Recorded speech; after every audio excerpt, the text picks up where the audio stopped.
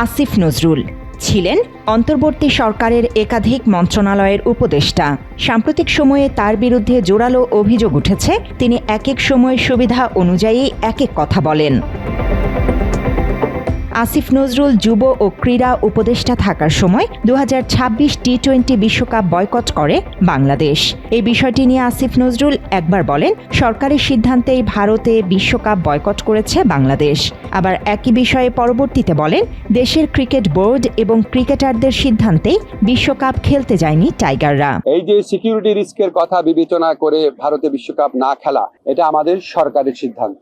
মাথা নত করে নিজের দেশের মানুষকে সিকিউরিটি রিস্কের মধ্যে ফেলে এই আঞ্চলিক রাজনৈতিক পরিস্থিতি বিবেচনা না করে একটা জেনুইন রিস্কের মধ্যে নিজের দেশের শুধু খেলোয়াড় না, দর্শক এবং সাংবাদিকদেরকে ঠেলে দিলে প্রশ্নই আসে না। বাংলাদেশের ক্রিকেট আমাদের কি সিদ্ধান্ত নিয়েছে বাংলাদেশের ক্রিকেট খেলোয়াড়রা, ক্রিকেট বোর্ড তারা নিজেরা স্যাক্রিফাইস করে দেশের ক্রিকেটের নিরাপত্তার জন্য, ক্রিকেটারদের নিরাপত্তার জন্য, দেশের মানুষের নিরাপত্তার জন্য বাংলাদেশের মর্যাদার প্রশ্নে যে ভূমিকা রেখেছে, আমার মনে হয় যে একটা অনুকরণীয় দৃষ্টান্ত হয়ে থাকবে। আসিফ নজরুলের এই দ্বিমুখী বক্তব্য নিয়ে তখন প্রতিবাদও করেছেন দেশের ক্রিকেটাঙ্গনের তারকারা। যদিও বিষয়টি নিয়ে ফেসবুকে একটি পোস্ট দেন সাবেক এই উপদেষ্টা, যেখানে নিজের বক্তব্যের পক্ষে নানা যুক্তি তুলে ধরে পরিস্থিতি বোঝানোর চেষ্টা করেন তিনি। তবে সে সময়ে আসিফ নজরুলের পোস্টের এই লেখাকে ফাঁকা বুলি হিসেবেই নিয়েছে নেটিজেনরা। কারণ উনি খারার উপরে এরকম মিথ্যা কথা বলবে, এটা আসলে আমি ভাবতে পারতেছি না। আমি কিভাবে ছেলেদের সামনে আসলে মুখ দেখাবো? ছেলেরা উনি এইভাবে ইউটার্ন নিবে। উনি একটা শিক্ষক মানুষ, ঢাকা ইউনিভার্সিটির শিক্ষক উনি, মানে একটা আমার দেশের সর্বোচ্চ বিদ্যাপীঠের একজন মানুষ। উনি এইভাবে মিথ্যা কথা বলবে, এটা আসলে আমরা আসলে মানতে পারতেছি না। অতীতেও একই বিষয় নিয়ে দ্বিচারিতা করতে দেখা গেছে আসিফ নজরুলকে।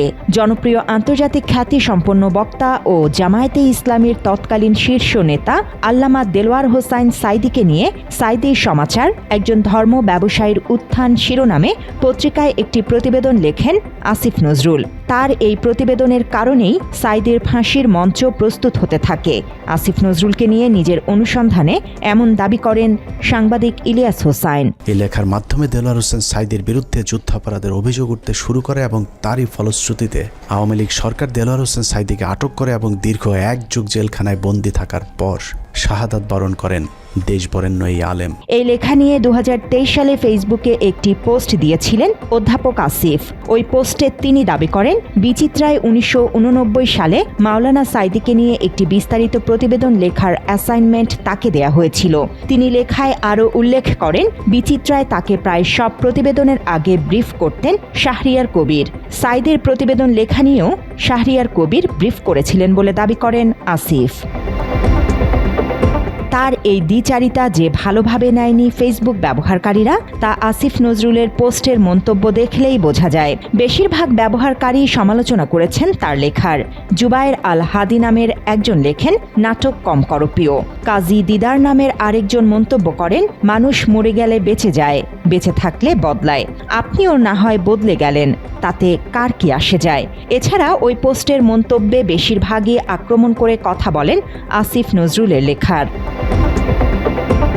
এসবের মাঝেই আসিফ নজরুলের আরেকটি বক্তব্য বারবারই সামনে এনেছে নেটিজেনরা। ওই বক্তব্যে দায়িত্ব পেলে মানুষের মন জয় করার কথা জানান অধ্যাপক আসিফ।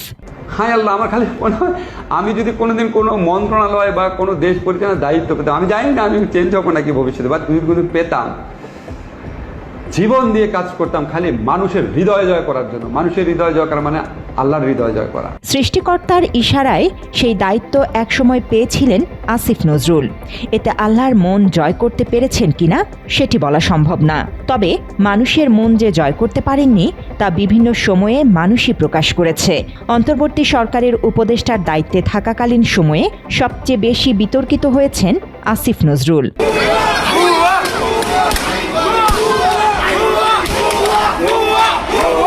আসিফ নজরুলের পদ্ধতি কেন নয় ঘুষ খায়, ঘুষ খাওয়া না খাইলে হয় কেন এইটা কোনো অ্যাকশন নেন। আসিফ নজরুল কখনোই দায় এড়াতে পারে না। ওনার আমলে অস্ত্রসহ ধরা পড়া আসামি কিভাবে এখন চলন্ত ঘুরে বেড়ায় এবং আবার প্রকাশ্যে খুন করে। আসিফ নজরুল শহীদের রক্তের সাথে গাদ্দারি করছে, আসিফ নজরুল আমরা চাই না। আসিফ নজরুলকে শেষ গতি দেখে নামাবো। মাত্র 30% টাকায় জমির মালিক হয়ে নতুন বাংলাদেশের গড়ে তোলার স্বপ্ন দেখা বাংলা বসতি। প্রবাসী কল্যাণ মন্ত্রণালয়ের উপদেষ্টা থাকাকালীন সময়েও তার বিরুদ্ধে নানা অভিযোগ তুলেছেন প্রবাসী শ্রমিক এবং রিক্রুটিং এজেন্সির মালিকরা।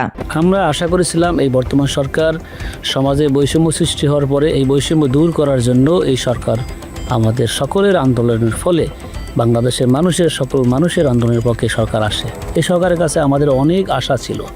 এই সরকারের মাননীয় উপদেষ্টা এখন পর্যন্ত এই সিন্ডিকেটের সদস্যদের বিরুদ্ধে কোনো প্রকার আইনি পদক্ষেপ তো নেয়ই নাই, বরঞ্চ এই আসামিদের কারাগারের সাথে বসে সে মিটিং করে।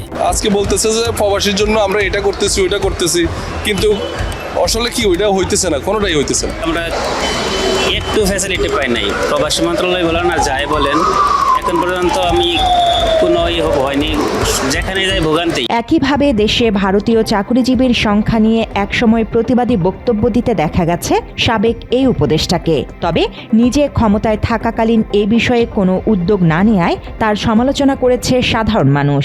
যখন পাকিস্তানের শাসনাধীনে ছিলাম, অত্যন্ত যন্ত্রণাদায়ক শাসন ছিল, আমাদেরকে নানাভাবে তারা শাসন করেছে, আমরা সবাই এটা জানি। আমার প্রশ্ন, যখন আমরা পাকিস্তানে আমলে ছিলাম তখন কতজন পাকিস্তানি এই দেশে চাকরি করতো, আর এই স্বাধীন বাংলাদেশে কতজন ভারতীয় এই দেশে চাকরি করে? আমরা পত্রপত্রিকা 26 লাখ ভারতীয় চাকরি করে। বাংলাদেশের ছেলেরা চাকরি পায় না, রাস্তায় রাস্তায় ঘুরছে, আর ভারতের ছেলেরা চাকরি করছে। এই অবস্থায় গত কিছুদিনে দেশের মানুষ আসিফ নজরুলের দুর্নীতি নিয়ে প্রশ্ন তুলেছে। তাদের দাবি, দায়িত্ব থাকাকালীন সময়ে বিপুল পরিমাণে অবৈধ টাকা হাতিয়ে নিয়েছেন সাবেক এই উপদেষ্টা। এরই মাঝে বিষয়টি নিয়ে বুধবার ফেসবুকে একটি পোস্ট দিয়েছেন আসিফ।